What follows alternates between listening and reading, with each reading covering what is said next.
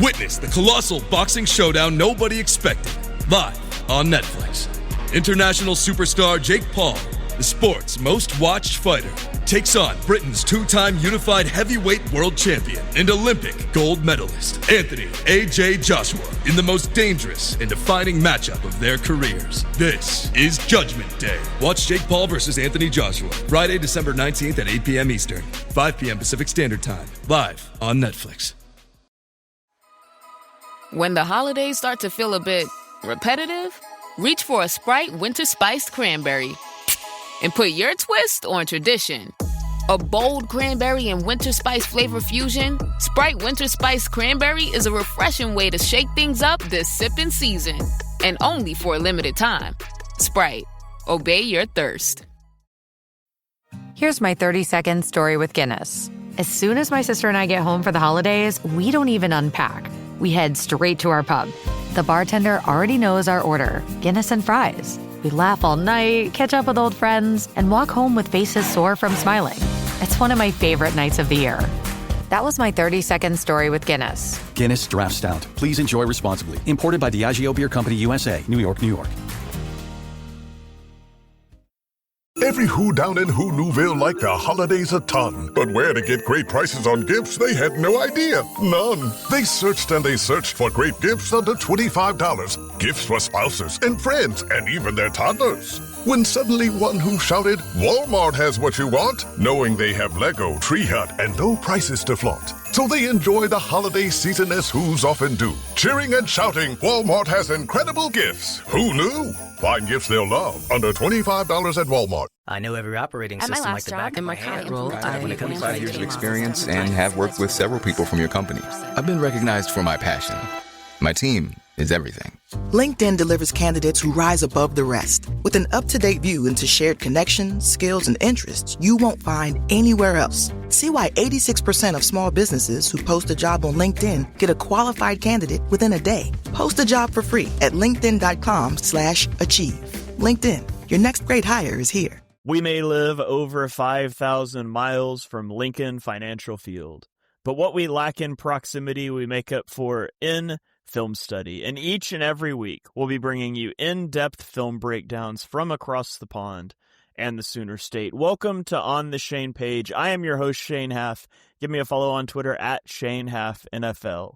I'm joined, as always, by BGN's own film guru, Jonny Page. Give him a follow on Twitter at JohnnyPage9. Jonny, how are you doing this evening? I'm doing well. I've decided this is my favorite game ever. I did the post game and I was done by 9:30 UK time.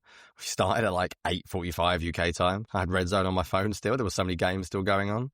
It was a great week of the NFL. And then I turned on a defensive film this week and it was like, oh, there's nothing to watch. The last few weeks has been hell. There's been like a million plays. So, yeah, it was good. It was nice to see the Eagles actually win a game. Wasn't really a competitive game, and I feel like, should we just say it right now, rather than having to continue to repeat ourselves throughout the show, that the Raiders suck. So if you want to ignore anything we say, I think Pete Carroll will get fired. I think they'll blow up that whole operation. I will say in the preview, like, I saw some decent bits with their defense. I thought offensively they were terrible. But they have scored some points in November. Like, they scored 17 versus the Broncos, which is a good defense, 14 on the Chargers. 29 on the Jags. So it's not like they're always terrible, but I think, yeah, let's just put a giant asterisk for everything we're talking about today. If anyone wants to just, we haven't got a comment every time. I'm not going to say, but it's the Raiders, but it's the Raiders, but it's the Raiders. So we'll get that out there now. And then, yeah, people can do what they want with the rest of it.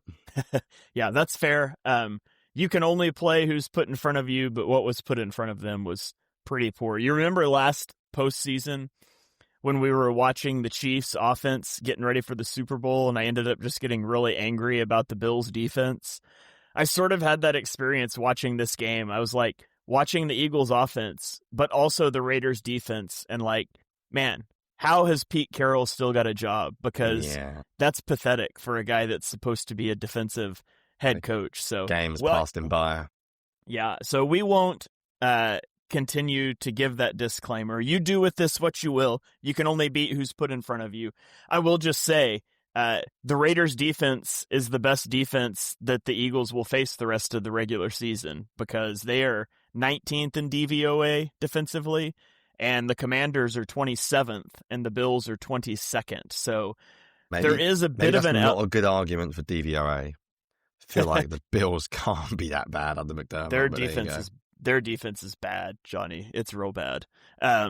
So, there's also an element of, we're going to be asking these questions and trying to parse through, the Eagles offense, and if they've sorted things out over the next 3 weeks. And we're also going to be doing it against bad defenses. So hopefully they just continue to stack concepts that look good, stack weeks that look good, and we'll figure the rest of it out. And I think this is something where film guys like Jonny and I are a little better equipped to do this, because we're always process over results. And the Eagles did smash the Raiders, but it wasn't just doing the same things. This felt like a pretty radically different offense to me. I mean, I was positive last week, and Hurts had... I was listening to, I won't shout out the podcast, because it's generally a podcast I like, but there was just they were talking about the previewing the Eagles game, and the host just casually said, and Jalen Hurts had the worst game of his career last week, and I was thinking... I listen to this podcast for other reasons, not really film stuff. But, people just casually, throw out things. I'm like, okay.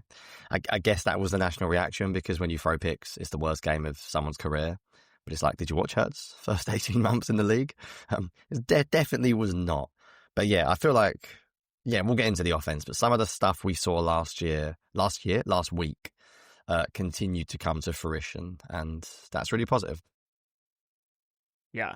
So we are going to continue sort of our new format for the show. And was it last week that your internet was really bad, Jonny? I think it was. 2 weeks ago. 2 weeks ago. Okay, so hopefully it continues to improve, because we don't have internet issues. But rather than us having, canned points on each side, we're just going to sort of have a discussion. And it is a film show, so we'll throw film clips up on the screen as well, when applicable, when we have them handy. But for the most part, we're just going to kind of talk through some of this stuff. And Jonny, do you want to start? I'm assuming offense first, because that's the big takeaway in this game. We just want to go run game, pass game? Where do you want to start? I feel like for the first week in a while, it was a little bit married this week for the first time in a while. I've gone on a journey this week, Shane, and I've been on a journey on Discord. I read the longest piece of writing I think I've ever read in my life about under center versus shotgun. It was actually Ollie Connolly, who we've had on the podcast, who I will get on the podcast in the off season again if he will join us, because I think he is the best NFL writer there is. And he broke down on his podcast a few weeks ago the top 10 NFL offenses, basically. And they just went through them schematically, a little bit of a run through. And they basically were just looking everyone. And I was talking about this on Twitter, on the Discord, and it was just Cowboys, under center heavy. The Rams, under center heavy. Bills, under center heavy. Lions, under center heavy. Bears, under center heavy. Patriots, under center heavy. And basically the one team that was bucking the trend was the Colts, which I think is fascinating, because obviously Steichen, there is history there. So I did a little bit of digging, and I'm trying to, I guess my brain is in off-season mode in a weird way, because I'm almost coming at this season a different way than before. And it just seems to me like Dan Orlovsky's been banging this drum, that the way the league is at the moment, with lighter bodies, there's a lot of mugged fronts, there's a lot of 5- and 6-man fronts, and most teams run more from under center and pass more from shotgun, and that feels like just a bland statement to make, but it's partially true. And I think the best offenses in the league are going under center more. And the Eagles seem like they have philosophically shifted to that now. And I think that's probably where we should start. It feels like for the first time they have an identity, the Eagles offense, and it started last week and they carried it on this week. And the identity was on early downs, they are going under center. Maybe a bit too much run game under center. I would love to see some non-play action under center throws, just standard dropbacks from under center. Because I think the way the league is going at the moment, unless you are going to run the hell out of your QB, then you can live in the shotgun. But this game plan on offense was quite simple to me. It was basically early downs, under center run game, second and third down, RPO, shotgun world. And it wasn't obviously every play, but you could pretty much, if you go through the film, that's how they lived. They lived in that world. And again, Raiders, but the way they wanted to win. And I was a bit disappointed that Sirianni downplayed it in his press conference. He was like, oh, well, it was the way the team they were up against. And I was like, I don't think that's true. They've played bad teams before. They haven't led the most snaps they've ever had under Hurts from under center in his entire career. To me, and maybe Sirianni just didn't want to give anything away, but I think to me, the Eagles offense clearly had a plan this week. I think it was 45% of snaps were under center. If you had told me 2 years ago, Jalen Hurts was going to go 45% of snaps under center, you'd be, I wouldn't believe you. Hurts was all 4 passes completed. Tanner McKee was 2 out of 2. The play action under center game was good. So it feels like that is the identity. And the question is, where do they go from there now? Is this something they are going to stick to? Or, because we were there a few weeks ago when Brett Tooth played, and we were like, this is the identity against, was it the Giants or whatever? And then they just stopped doing it again. So are the Eagles finally going to commit to this way of playing? Do you think this was a precursor for what is to come over the next few weeks? I really hope so. I mean, this is something that I was kind of talking about in the Discord in the lead up to this game, is that in the offseason, I would go and hire the best run game designer that you can find for your offensive coordinator. Yeah. And I would be a 50% under center team next year, because it opens up things in the run game. And yes, it's not what Hurts is used to in the passing game, but there's innate benefits for the passing game from being under center. And so you let those two things kind of offset as he gets more comfortable. And like you talked about, you watch all of these good creative offenses, and a lot of them are operating primarily under center. And I don't think you're going to throw away shotgun, because you do have a quarterback that's comfortable in it and can be used as a runner.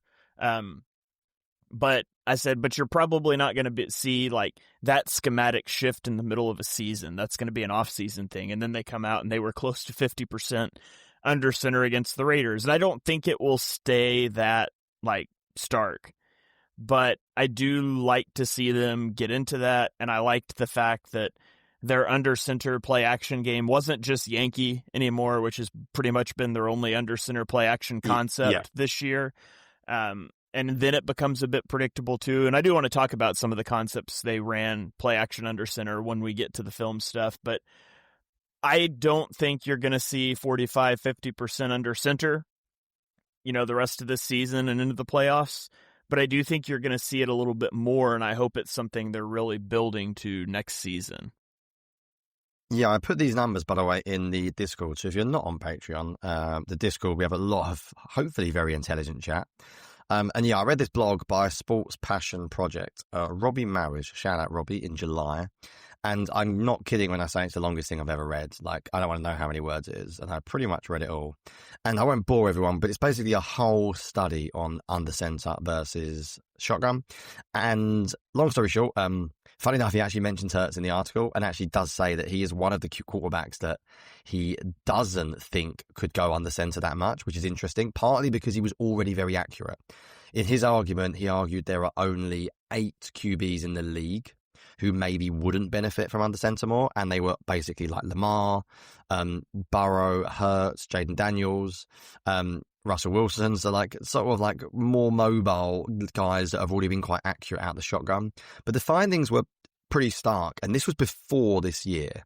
And for what it's worth, he is a fan of running from shotgun more than under center, and I think I'm still on that bandwagon a little bit.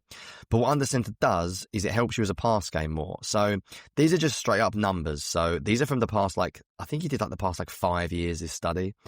But he put things like, you increase your completion percentage over expectation by 2.5%, which is massive. And he was basically arguing that some of the most inaccurate quarterbacks coming out could have been helped by going under center. And I'll talk about why, but a lot of it's to do with timing of drop, because a lot of NFL teams are running deeper drops these days. And sometimes in the shotgun, you get there too early. And I'm not just talking under center play action here either. But the ones that really, really I thought was interesting was average time for a QB hurry. 2.46 seconds to 2.69 seconds. I know that's only a fifth of a second extra, but that's a pretty consistent, like a pretty big difference. QB hit 2.34 seconds to 2.59 seconds. QB sack, 2.71 to 2.87. Basically, NFL teams still expect you to run when you go under center, and the pass rush is worse. And that's a really interesting thing to think about, like against some of the offenses around the league. But most teams would argue if you can rush the quarterback, you've got a good chance of playing defense. If a QB has time, most QBs in the NFL will win. They're too good. Offensive coordinators will find something. So if you can basically go under center, and this is before this year, so these numbers may have shifted even more, you can guarantee you're going to have basically more time to throw. Your sacks are going to take longer. The hits are going to take longer. That's something good offenses should be looking at. And I think quite clearly the best offenses in the league are looking about this. And people wanted me to get into why. I have to do more research to find out why. But I think some of it, as I mentioned there, is that NFL teams are now playing a lot of mugged fronts. The best defenses in the league, what are they doing? And they've done it to the Eagles a lot this year as well. What do? 6 men on the line of scrimmage, drop 2 linebackers out. Well, when you do that, where is the best space to hit? It's behind them, because it's really hard to drop from where you are as a linebacker if you think a run could be coming. So that's where play action under center is killing that modern NFL with lighter linebackers, more like 5-6 man fronts. We see it all across the league. And basically, I think the Eagles are now tapping into it, which is really, really good, because it seems like that is a more modern trend. I will just add, though, I think maybe we'll show some videos in a second of some of the passing game stuff before we talk run game. But I think the Eagles have to improve their under center run game, because otherwise the benefits I'm talking about, in my opinion, won't happen, because teams will basically know what's coming. So the Eagles run game was still inefficient this week. I think everyone got a bit mad because Cam Latu had like 2 average blocks. And everyone's like, we're fixed. And it's like, Saquon Barkley, I know they committed to the run, but he still averaged 3.5 yards a carry. Tank Bigsby averaged 3.4 yards a carry. Like, I don't think the run game was brilliant. And my worry is that what we're talking about won't work if they can't fix that. But do you want to show some of the passing concepts that we like then? Should we talk about a few of them and why? Yeah. Why they were more efficient than they have been? And I'll also say on the run stuff, there's just still a lot of predictability in the run game that needs to be fixed. I mean, the Eagles came out, and I'll show this one, but they did this multiple times. Actually, 4 times on the opening drive, the Eagles came out and in 13 personnel, and all 4 times they motioned Cameron Latu pre-snap, and then they ran the ball behind him and another puller, and it never worked. It gained 2 total yards on 4 plays. So, and that's not, like, I tweeted that out, and people were like, oh, he's a bad blocker. I was like, well, no, that's not necessarily it. It's just more like they came into the game with this idea of we're going to do 13 personnel, and they ran the exact same run out of the exact same personnel 4 times on the first drive. And so there's still a lot of, like, predictability in what they're doing in the run game that I think can make it better. But, yeah, let's get into a little bit of the play action. I guess the main thing that they do with play action, the main thing that they've done for all season really, is they'll go under center and they run a concept called Yankee. And so Yankee, for those of you that don't know, and my pen never does this except on this show, and I always have to restart it. It's so bizarre. People will know what Yankee are if they've watched any Eagles under center play action throws in the past 15 weeks. Yeah, they run it every single time. Yeah, all it is you run the under center play action, you get a post route from one side, and you get a dig route from the other side. And what you're trying to do is pull the linebackers up to the line of scrimmage with the play action, drive the safety off with the post so you can throw the dig over the middle of the field. And so the Eagles have done that a ton this season. In this game, they did some different stuff. They did a slide concept, which I really like. So they just have like A.J. Brown and Devontae Smith run vertically, and they're going to run the play fake to the right, and then you get a crossing route, and you get this slide route to Goddard. And so you can throw the crosser, you can throw the slide route. We're driving off coverage with the vertical routes. You get your quarterback on the move. And I mean, Hurts could throw either one of these routes. right? Goddard's wide open. Your crossing route is wide open. I'd just take Goddard because it's an easy throw and he's right there. And this is just something we haven't really seen the quickly, Eagles Shane, do often. Look at the flooding there as well. If you go back and pause the routes, what have we spoke about all year? 2x2, not flooding one side. Look at this. That, to me, is what the Eagles want to live in this world the majority of the time. They are, and they're stretching them horizontally, vertically. Look at the amount of space the Raiders have got to carry there. They're not leaving men in to protect pointlessly. They are really spreading you out, and it's just been better the last 2 weeks. The concepts have got better.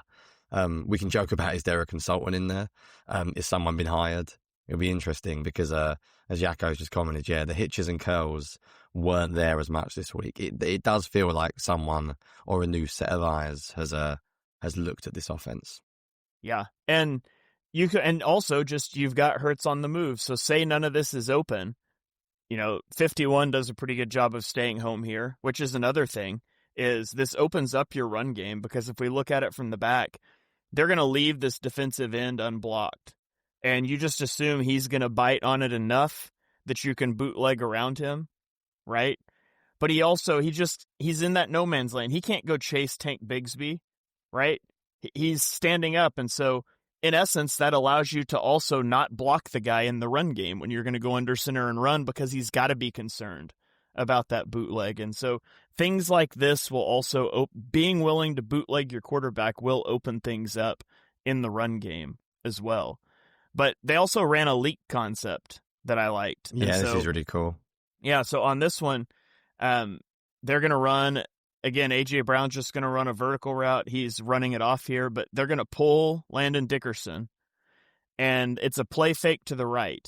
And then they're going to have a crossing route, and then Dallas Goedert is going to block the edge just long enough for Dickerson to get there, and then he releases and leaks across the field. And sometimes that leak route will have like a wheel element to it. This one doesn't. But so this almost looks like you're going to bootleg right, and then you just throw it back into the flat. And Dallas Goedert's wide open. And so a lot of cool things you can do here. And this isn't something we've seen them do. And so they execute it pretty well. I mean, you can watch Goddard's block. He's going to engage the edge rusher, and then he just holds him long enough for Dickerson to get there, and then he lets him go. And so there's stuff like that. We saw him run a flood concept from under center play action. And you just get Goddard wide open. Yeah, this is the same concept as the earlier one, or very similar. I actually don't think, and there's something that I'd like to note here as well, is I think Hurts can get better at selling play action. Some quarterbacks aren't big fans of it because I think they're worried about what's coming next. If you look at the linebackers here, Shane, considering this is 1st and 10, don't think they fully bite this. I think Hurts maybe has a little bit of a tail. It's like some of them, I think, especially 52 has this idea. And I know I spoke a lot about the benefits as well, but one of the benefits from under center play action as well, and this is a weird thing to say, but when you read I've read a lot about it this week, it's been like at the tip of my, but I'll be honest, Shane, to me, under center's like old school and it didn't really mean a lot. And then this year I've had to change how I think about offense because I've always been a shotgun spread, 11 personnel, empty. That's the way I see offense because I've watched the NFL for the last 5 years. And one of the things that I was reading was it was a thing from a linebacker. He said about playing the Rams. And he said one of the things he struggles with is he can't see play action as easily. Sounds really simple, but because the running back is behind and they're not standing next to them, it's harder to actually spot play action as well. So like it makes it harder for linebackers and safeties to actually bite it, to like actually know, what it is. And obviously other things I wanted to mention was in the too high world that we live in as well. The benefit of under center is, again, just that threat of the run for a split second. You can hopefully get those safeties to come downhill. I haven't looked up the numbers, so I might be wrong and people can tell me in the chat, but it feels like the more RPO heavy offense led. Bengals used to run a lot of shotgun. Dolphins obviously have just benched Tua. I don't know what the Washington have run this year with Jaden Daniels, but it feels like those offenses are poor. They are not as good as they were a couple of years ago. So it just feels like the Eagles are adjusting. They're doing something that, in my opinion, is where the modern NFL at the moment is going. As we said, lighter linebackers, stopping the A-gap blitzes. As I said, the next step for me is to not just run play action from under center. Can we actually run some like normal concepts? Can we very briefly as well talk about the Eagles' use of personnel in this game, which I thought was good? So have you got the A.J. Brown touchdown? Yes, I do. Because one thing I think the Eagles did better this week as well was I noted in the preview that the Raiders are a team that live in base personnel a lot. So when you play a team like that, you can manipulate what the defense does. And I think this is really clever. So when a lot of people saw this, including myself, I assumed 3rd and 5, 11 personnel, 12 personnel. Is that Dotson? And it's not. And I didn't realise until a while ago, it's a running back out wide. So they did this twice that I liked. This is one occasion. They're playing 22 personnel, yet A.J. Brown's out there. For a start, I think a lot of the time, A.J. Brown's not the sole receiver. It's been Devontae Smith. A.J. Brown's in the slot, and by playing 22 personnel, you're guaranteed to get zone because there's no way they're covering a cornerback on Shipley and a safety on A.J. Brown in man coverage unless they are morons. So you can sort of predict a little bit about what you're going to get some of the time. And also, as I said, it gets A.J. Brown on a safety. So this is not just a good route concept, a good throw, a good play. It's like good overall design. And this wasn't the only time they did this, which I thought was really cool. And you can see here, perfect throw. Also, really nice throw. I said we wouldn't do this all show, but what a stupid defense by the Raiders. How are you keeping a single high safety on the field and putting him over 2 tight ends and a running back instead of A.J. Brown? Although I agree with you, you say that, but they're just playing the numbers game, aren't they?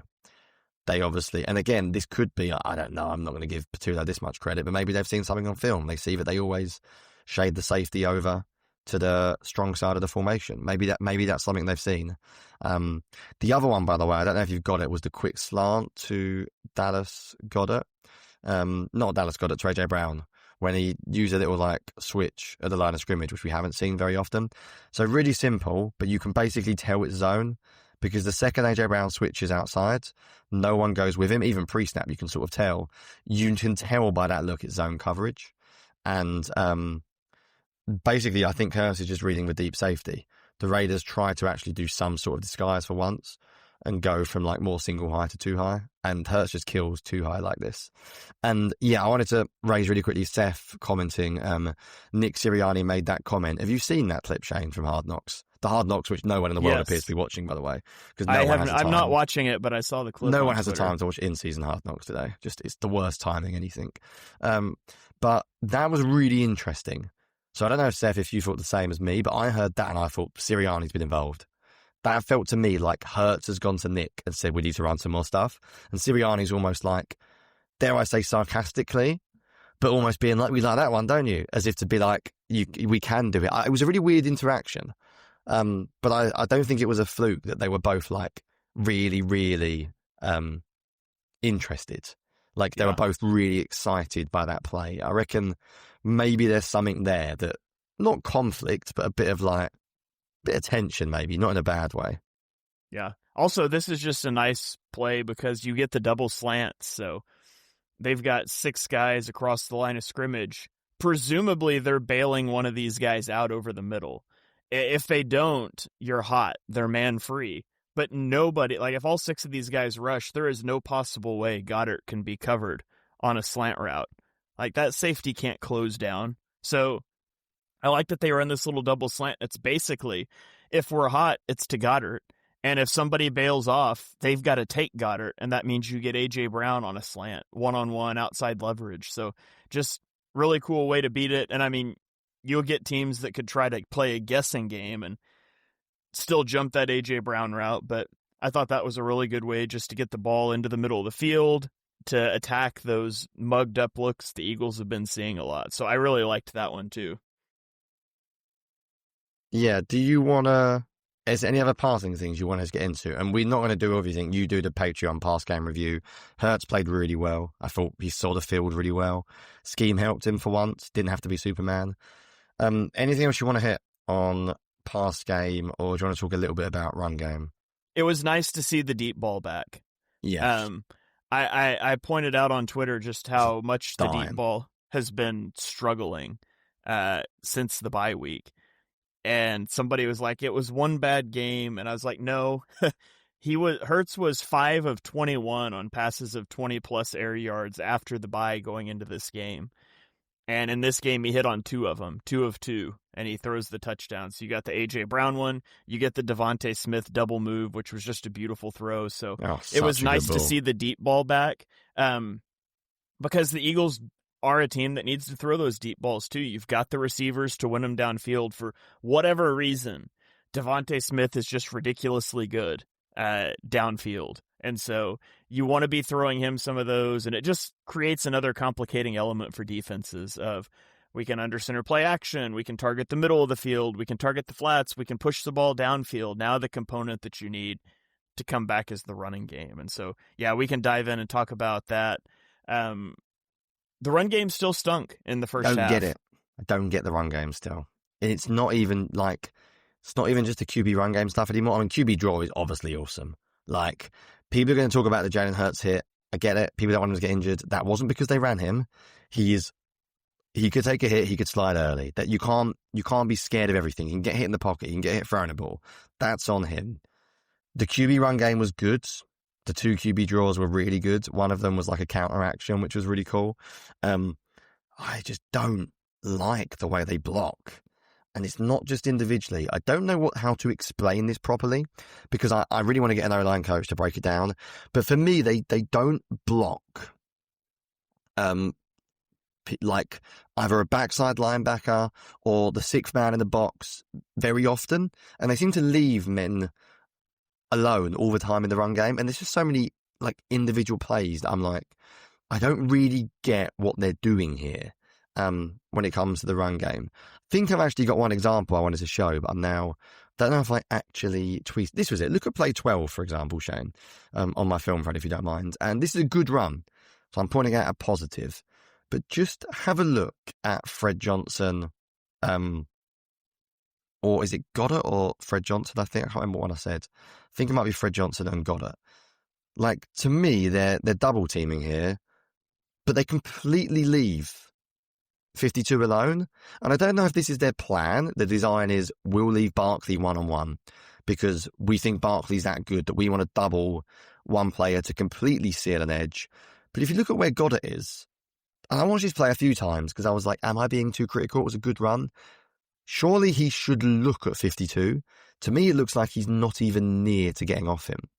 And I find that really unusual. And this happens a lot. So I don't know. It's a good run. Credit J.J. Brown as well, blocking downfield, which is nice. There's too many plays in their run game that I have issues with how they block. And I don't mean issues as in I'm a coach, I know what they're doing wrong. As in just I'm someone who watches film and is looking going, that doesn't look right. But I don't know exactly how to explain it, which isn't great podcasting. Yeah, the run game is still lacking. It did get better, in the second half. And maybe that's you're wearing down a defense. Maybe that's you're pitching a shutout and an opposing defense just kind of starts to crack. But they went under center a lot more, which I thought was good, but they still didn't particularly run well under center early in the game. And I'm with you. It just doesn't make sense to me how they target some of the blocks. I mean, and we can continue to talk about the same things we have with Grant Calcaterra just cannot run block, and they keep putting him out there. Yeah, that's just a waste of time talking about it, isn't it? I just Tyler Steen doesn't get a lot of movement in the run game. I will say, I think this was his best week. I will disagree with you on this week alone. I watched the run game quite closely. I think he was good this week, I must admit. Fred Johnson cannot run block. Really can't. So one of my hopes is Lane Johnson coming back will make a big difference. And, frankly, Cam Jurgens and Landon Dickerson are both still playing really poorly. And I don't even think Latu's blocking was that good in this game. Just wasn't Calcaterra. I think quite a few of the wraparounds or the pulls he had, he missed anyway. They did some better stuff. I like them running counter with Cameron Latu, running across the formation in motion, but they still just had so many plays where someone's not blocked. And I'm like, there's just someone free all the time. And sometimes they just don't double team. Sometimes they double team and then they don't get off. To me, the best play they run is just a really simple duo run because I think it feels like it's blocked easily. So I don't really get it. That's sort of all I can say. Yeah, here's a good example of that. This was early, and this is on the first drive too. It's probably the best running back run they had of the first half. Getting those duo blocks on the tackles. Massive downhills, yep. Just look at the space that's created. You get to the second level. Then gets to second level, yeah. I mean, he is untouched 5 yards past the line of scrimmage. And in a run game, that that's just fine. hasn't happened much this year. Yeah, Krabby asking for thoughts on Brett Tooth, however you pronounce his name. When he played, he was fine. I just don't think you can bench Juergens, really. I think pass protection, Juergens is still pretty good as well. And I think you end up maybe with more issues in terms of like, what's the word I'm looking for? Not when people play together well. Chemistry. What's the word? Yes, chemistry. I was like consistency, or that begins with C. Yeah, chemistry. I really hope Landon Dickerson gets a chance to rest at the end of the year and comes back in the playoffs better, because I think he's a bigger issue than Juergens. I don't think when the Eagles drafted Cam Juergens, they thought we're going to be an under-center offense. And I think if the Eagles do go under-center more, there could be a realistic conversation about Juergens' role in the team, because I'm not sure that's his game. But let's worry about that another time. For me, Dickerson's the one that should excel, and he's not, which is the problem. Yeah, I will say when Lane comes back as well, you can do some more 6-0 line stuff. So that will be nice. Hopefully they can bin Calcaterra and just put a 6th offensive lineman on. That would be 6-0 lineman under center play action. Yeah. And they could do it when Lane's back. And line Lane up as the guy that's eligible. Let's get Lane a touchdown. That would be cool, but maybe you're thinking ahead. Let's run the ball well first. Yeah. Yeah, I'm just not fully in on it. I'm not fully in yet. I need to see more. I'm not convinced it's going to get fixed. So we'll see. I just think the blocking just looks odd. But put my optimistic hat on. You could do a lot when Lane Johnson comes back, because he's Lane Johnson. So maybe that will help. Yeah, and there can also be an element of just your mentality. I mean, mentality is a lot for offensive linemen, and they're coming off of a good game. They've got 3 straight weaker defenses. Maybe they can get the run game going, and you know, they're just in a better headspace with that when they hit the playoffs, and that mentality can matter a lot. So I agree. That's kind of my hopes for the run game. And anything obviously, else you wanted to hit on offense? I was just saying, obviously, spam Jalen Hurts runs in the playoffs, but I'm probably laying off of that till we get there at this point. Yeah. Yeah, I think even I'm in agreement with you, despite being the most run game man of all run game man from the QB.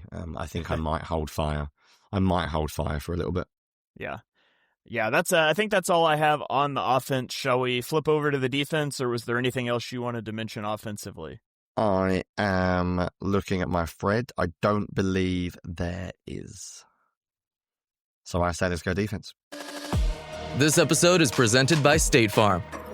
Having insurance isn't the same as having State Farm. It's like needing the protection of an offensive guard on the football field, but getting an elementary school crossing guard. Sure, they're both guards, but you can only trust one to keep your quarterback safe when the game is on the line. So don't settle for just any insurance when there's State Farm. Like a good neighbor, State Farm is there. This episode is brought to you by McAfee. Finish your fantasy lineup? No, but I'm joining this paid group chat with insider info. Dude, seriously? Forward it to me. Security alert from McAfee. That group's as legit as that knockoff jersey you're wearing. McAfee's scam detector is available in all McAfee plans for as little as $39.99 for your first year. Learn more at McAfee.com/online protection. The Hyundai Getaway Sales Event is on now with awesome deals on their most popular models, including adventure-ready SUVs like the Hyundai Santa Fe and Santa Fe Hybrid. There's also the stylish Elantra, packed with the latest tech, or go electric with the Ioniq 5 or Ioniq 6. Visit HyundaiUSA.com or call 562-314-4603 for more details. Oh, Hilton stay, your beds are soft and cozy. No lumpy couch, no stiff futon, no shower line at crack of dawn. Oh Hilton stay, our holiday you're saving. When you want holiday comfort you can count on, it matters where you stay. This season, enjoy spacious, comfortable rooms and friendly service when you book with Hilton instead. Hilton for the stay. Hace 9 años que el Snack Wrap se fue. Así sin explicación, sin despedida. Y tú no lo superaste. Hiciste posts, tweets, hasta abriste grupos en las redes sociales. Y te enfocaste en lograr tu meta, que regresara. Y hoy, después de años de pedirlo, volvió el Snack Wrap. Ordénalo en Ranch o Spicy. Encuentra tu Snack Wrap en tu McDonald's favorito. Para pa pa pa.